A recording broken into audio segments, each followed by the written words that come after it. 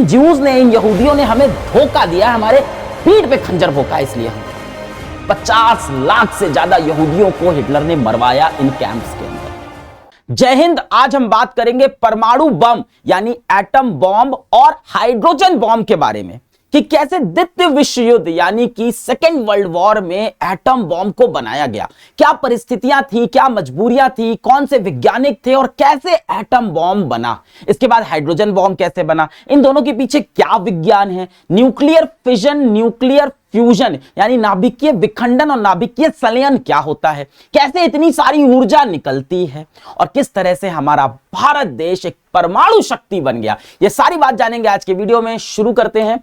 तो ये कहानी पूरी शुरू होती है प्रथम विश्व युद्ध के अंत से। वर्ल्ड वॉर 1 का एंड हुआ, जर्मनी वर्ल्ड वॉर फर्स्ट हार चुका था और जर्मनी के ऊपर बहुत दबाव पड़ा बाकी देशों का, ब्रिटेन, फ्रांस, इन सब देशों ने जर्मनी पे बहुत दबाव डाला और कहा कि हमारा जितना नुकसान हुआ है विश्व युद्ध में सबकी भरपाई तुम करोगे, जितना भी हमको पैसा चाहिए, जितना भी हमारा आर्थिक नुकसान हुआ है सबकी भरपाई जर्मनी कहेगा।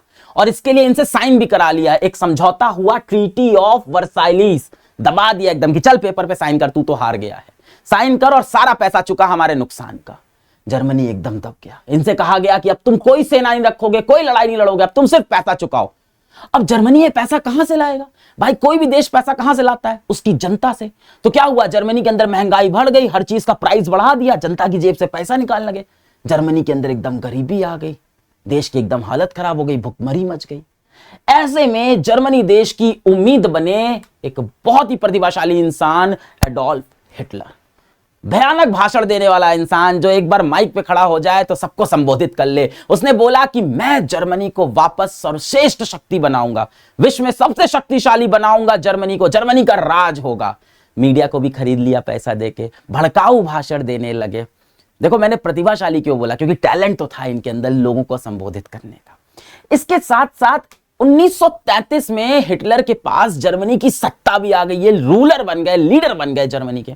एक इनकी बहुत बड़ी कमी ये थी कि ये जातिवाद बहुत करते थे। इनका मानना था कि एक जाति थी ज्यूज, जिनको यहूदी कहा जाता है, कि ये जो यहूदी जाति के लोग हैं ना, ये गद्दार होते हैं, गंदी नस्ल के होते हैं, गंदे खून के होते हैं, ऐसी सोच हिटलर रखते थे। और जितने भी ज्यूज थे जर्मन के अंदर, ये कहते थे इन्हीं की वजह से हम प्रथम विश्व युद्ध हारे हैं, अपनी गलती नहीं है, वर्ल्ड वॉर 1 हम अपनी गलती से नहीं आ रहे हैं, इन ज्यूज ने, इन यहूदियों ने हमें धोखा दिया, हमारे पीठ पे खंजर भोंका, इसलिए हम हारे हैं। ये गंदा खून है, इनको साफ कर दो। इनको इन्होंने जेल में बंद कर दिया, इनसे मजदूरी करा दी, इनको कंसंट्रेशन कैंप में ले गए, एकाग्रता शिविर, वहां ले जाके इनको न खाना दिया, न पानी दिया, छोटे बच्चों को, महिलाओं को ऐसे बंद कर रखा था क्योंकि ये इनके हिसाब से नीची जाति के थे। इन एकाग्रता शिविर में इनका सामूहिक रूप से कत्ल भी हुआ। माना जाता है 50 लाख से ज्यादा यहूदियों को हिटलर ने मरवाया इन कैंप्स के अंदर। देखिए मतलब बुद्धि भ्रष्ट हो गई इतने बड़े इंसान की, क्या कर दिया इसने, ये जातिवाद कर रहा था। अच्छा हुआ क्या, अब जितना इन्होंने परेशान किया यहूदी जाति को, ज्यूज जाति को, जब इतना परेशान, अच्छा एक जाति को ये बहुत मानते भी थे, दूसरी जाति नाजी, बोलते थे मैं नाजियों के लिए खड़ा हूं। क्यों, क्योंकि भाई नाजी वहां पे बहुसंख्यक थे, सबसे ज्यादा संख्या में नाजी थे, उनको इंप्रेस करना तो बोलते थे मैं नाजियों को खूब ऊपर लेके जाऊंगा, हाँ उसके लिए मुझे जूस को, यहूदियों को खूब दबाना होगा। खैर जब यहूदियों को इतना परेशान किया, जर्मनी में यहूदियों का इतना अत्याचार हो रहा था, यहूदी कहां जाते। नीचे देखो तो इटली में भी ऐसा ही एक तानाशाह बैठा था, बेनिटो मुस्सोलिनी, ये भी ज्यूज को ऐसे ही परेशान करता था, कहता था ये गंदी जाति के लोग हैं। यही चीज कहीं ना कहीं रशिया के अंदर भी थोड़ी बहुत चल रही थी, यहूदियों को दबाया जाता था। इस मोमेंट को एंटीसेमिटिज्म भी कहा जाता है, एंटीसेमिटिज्म। अब ये यहूदी जाति के लोग यूरोप छोड़ के अमेरिका और ब्रिटेन भागने लगे, क्योंकि यहां रहेंगे तो मारे जाएंगे, तो ये या तो अमेरिका जा रहे थे या तो ब्रिटेन की तरफ भागने लग गए थे। इसमें सबसे बड़ा नुकसान हुआ यूरोप का और जर्मनी का खास तौर से, क्योंकि बहुत बड़े बड़े ऐसे लोग थे जो यहूदी जाति के थे, बहुत बड़े बड़े साइंटिस्ट थे जो भाग के चले गए।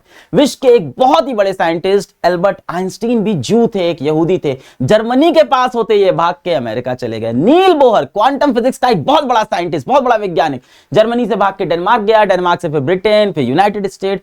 एर्निको फर्मी ने ढूंढा था न्यूक्लियर चेन रिएक्शन, नाभिकीय चेन रिएक्शन ढूंढा था।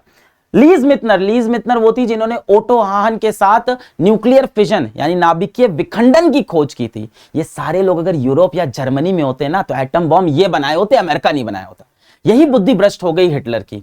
आप देखो श्री कृष्ण ने भी भगवत गीता में क्या कहा है कि इंसान की जो जाति होती है वो उसके कर्म से डिसाइड होती है। इंसान की जो जाति होती है उसका फैसला उसका जन्म नहीं उसका कर्म करता है। हिटलर ये बात नहीं समझ पाए।